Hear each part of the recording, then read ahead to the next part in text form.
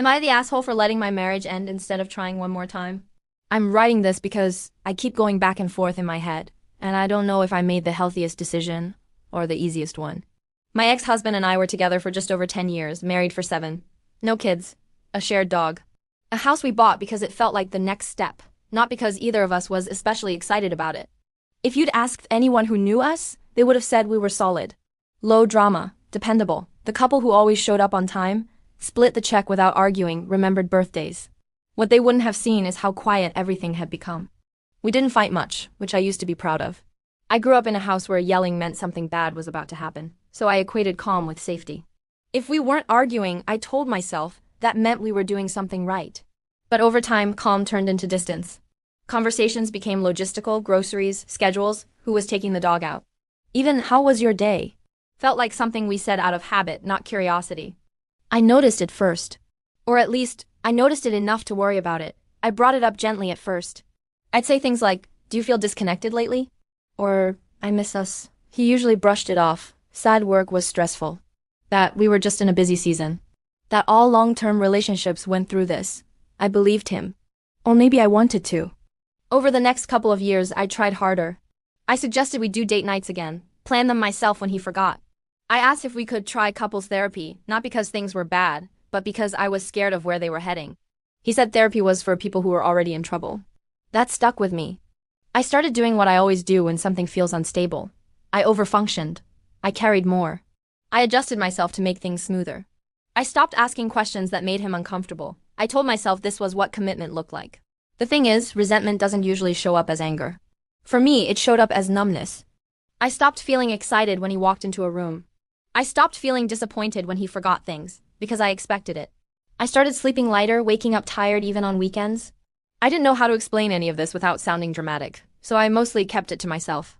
Then, one night, he asked if we could talk. I remember exactly where we were sitting, the couch. Same spot we always sat. The TV was on, but muted.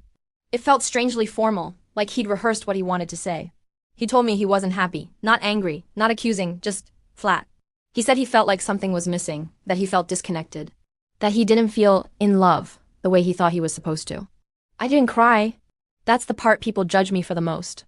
I listened. I asked what he meant. I asked when he started feeling this way. He said he wasn't sure. A while, he said.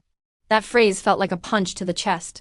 Because a while was when I was begging us to pay attention. He said he didn't know what to do, that he didn't want to hurt me, that he thought maybe we'd grown apart. I asked him what he wanted. He said he wanted to be happy. He asked if I wanted to try to fix things.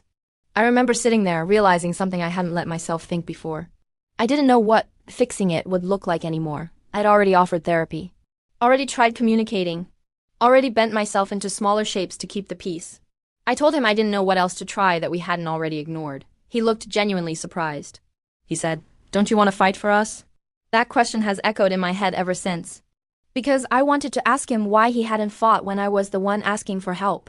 Why it was suddenly my responsibility to rally when he was the one pulling away. Instead, I said something like, "I don't want to convince someone to stay with me." That wasn't dramatic. It wasn't angry. It was just honest. He accused me of giving up too easily. I didn't argue. I didn't defend myself.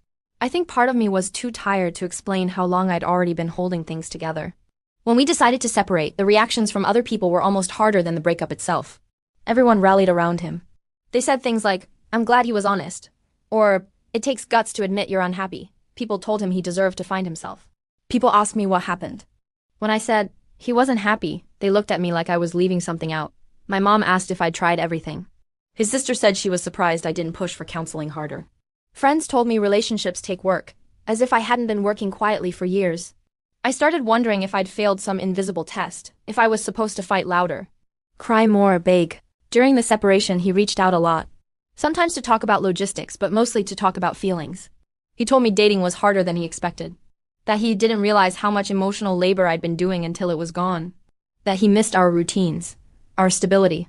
He asked if I thought we'd made a mistake. That question almost pulled me backward. Because I did miss parts of him. I missed the version of us that existed before everything felt heavy. I missed the comfort of familiarity, but I also noticed something else. I was sleeping better. I wasn't constantly monitoring someone else's mood. I wasn't rehearsing conversations in my head before bringing them up. I felt lighter. When I told him I didn't want to try again, he said, "I thought you'd fight harder." That sentence hurt more than I expected. Because it made me feel like all the quiet effort I put in didn't count. Like love only mattered if it was visible and dramatic. I wanted to tell him how many times I'd swallowed my needs to keep things smooth. How often I'd ignored my own unhappiness because his seemed bigger. But I didn't. I told him I didn't want to be in a relationship where I was the only one afraid of losing it. Now, months later, I still hear opinions. People tell me it's sad we didn't try therapy. That maybe we could have saved it if we just tried harder. Sometimes I wonder if they're right. Sometimes I replay that night and ask myself if I should have said yes. If I should have demanded more instead of letting go. And then I remember how lonely it felt to be partnered with someone who didn't want to look too closely at our problems until he was already done. So, AITA for letting my marriage end quietly instead of fighting louder at the very end.